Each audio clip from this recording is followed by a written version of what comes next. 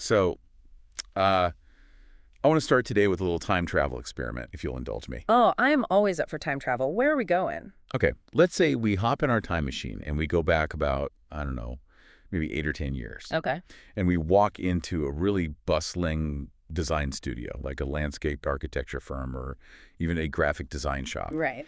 And I stand in the middle of the room and I just shout out 2 letters, A and I. What is every single person in that room thinking about? Well, 10 years ago. They definitely aren't thinking about robots coming to take their jobs, I can tell you that. Right. No, if you said AI back then, every single designer in that room would have pictured a little orange square icon on their desktop monitor. Exactly. They would have thought of Adobe Illustrator. Adobe Illustrator, Yeah. the trusty pen tool, the vector lines, it was the absolute industry standard. And the reason I bring this up right now is because back then, AI represented total absolute control. It really did. You picked up that digital pen, you clicked a point on the screen, you dragged a little busier handle, and the line went exactly where you told it to go. Yeah. It was, a tool of pure agency. That's a really great point to start with. It was a completely passive instrument. It didn't have a mind of its own. It was basically just a very fancy, very expensive digital pencil. But today, the acronym has been completely hijacked. Oh, entirely. When we say AI now, nobody thinks of Adobe. We're talking artificial intelligence, machine learning, neural networks, automation. Yeah, the whole landscape has shifted. And for the people who actually design our physical world, specifically landscape architects, this isn't just a fun vocabulary change. It's a complete rewriting of their reality. It really is. And I think because tools like ChatGPT or Midjourney are so accessible to everyone now, we tend to think of AI as this fun toy. For making funny emails or weird images of cats in space. All right, the novelty factor. Exactly.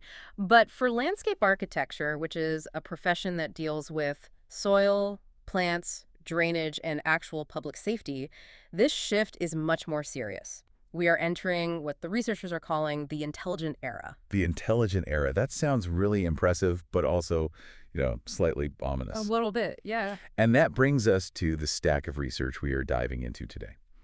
We're looking at a fascinating paper with a title that honestly just stopped me in my tracks. It's called, Is Artificial Intelligence Redesigning the Designer? It cuts right to the chase, doesn't it? It really does. It's not asking, can AI help us draw a park faster? It's asking a fundamental kind of existential question. Is AI changing what it actually means to be a designer in the first place? Are we still the creators, or are we becoming something else entirely? Right. That is the central tension of all this research, the shift from creator to evaluator.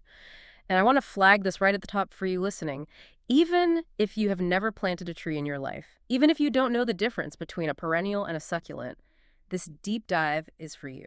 Absolutely. Because this shift from doing the work to evaluating the work, that is coming for every single industry. So true. So let's lay the groundwork first.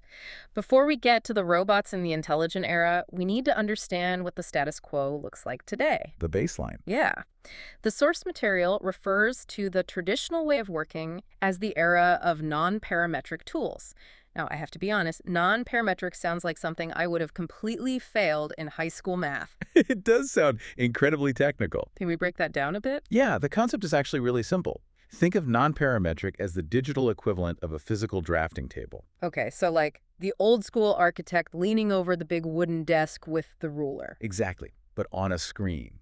The tools we have used for the last 20 years, things like AutoCAD, Photoshop, Google SketchUp, Lumion, they are all essentially just recording devices for human labor. If you want a stone wall to be 10 feet long, you physically have to draw a line that is 10 feet long.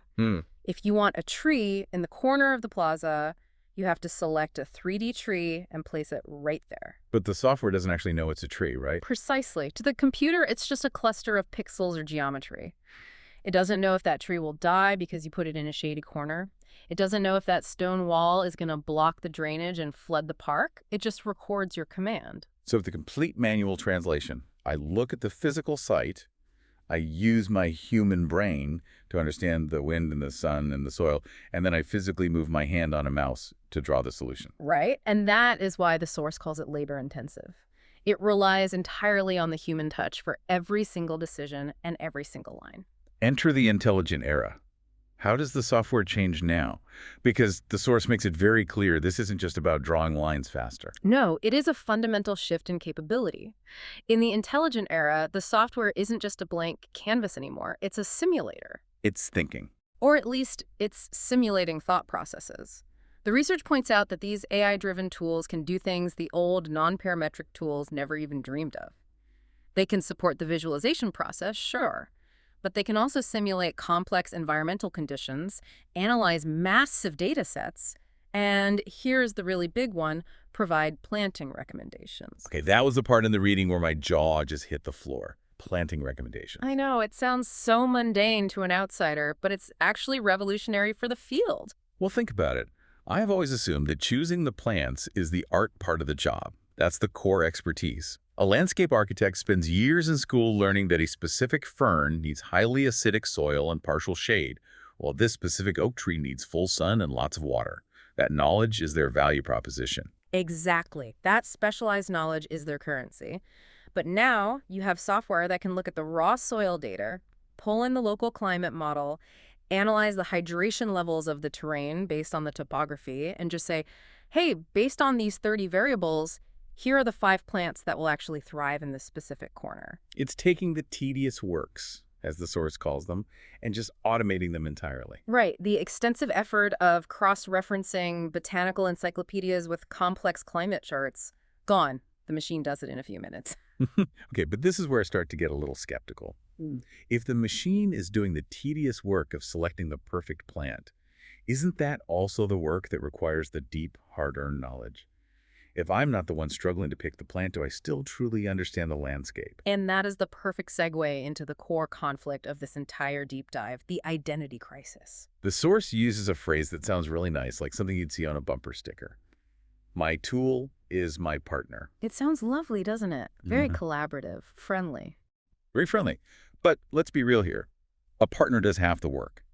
And if the tool is doing the thinking, what exactly is the human doing?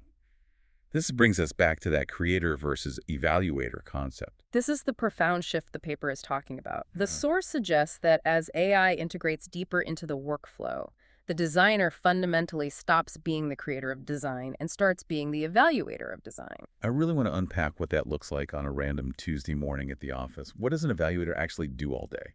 Okay, picture the old workflow first. You are the creator. You stare at a blank white page on your screen. You are stressed. You have to invent a massive park layout from scratch. Right. You sketch one idea, you hate it, you erase it, you draw another one. You are actively birthing the concept into existence. It's active. It's messy. It takes hours. Very active. Now, flip to the AI workflow. You do not start with a blank page. You start with parameters. You tell the system, I need a park, it's this size, we have this exact budget, here are the soil conditions, and we need fully accessible paths. The algorithm runs and it generates 20 completely different options. 20 options in the time it took me to sharpen my physical pencil. Exactly. So now, your job isn't to draw. Your job is to look at those 20 generated options and say, okay, number 5 is garbage. Number 12 is interesting but way too expensive. Number 8 has potential, but the main path needs to shift to the left. You are curating. You are editing. You are proving. It feels lighter in a way, but also I can totally see why designers might feel deeply threatened by this. If my whole job is just picking the best option from a digital menu, am I still a designer? Or am I just a sophisticated shopper? That is exactly the sensitive topic the research highlights. It forces us to redefine what creativity actually means. We usually think creativity means novel design, making something completely new. Well, if the AI makes something novel, is the AI the creative one? That feels like a trap. If I say yes, I'm basically admitting the robot is an artist. It is a bit of a trap. But the source, specifically referencing some fascinating work by Chandrasekhara and colleagues from 2025, offers a really strong defense for the humans. Oh, good. We need a defense. They argue that AI supports creativity, it does not replace it. Is this the prompt argument? It is. The core argument is that the creativity just shifts upstream. The creative act isn't drawing the physical line anymore. The creative act is defining the parameters. It is writing the creative prompt. So the required skill set changes completely. It's not about how well your hand can draw, it's about how well your mind can ask. Exactly. The source lists the new core responsibilities for this evaluator role. Defining parameters, interpreting the outputs, modifying those outputs, and this is the most critical one, exercising professional judgment. Professional judgment. That sounds like the ultimate human safety net. It has to be.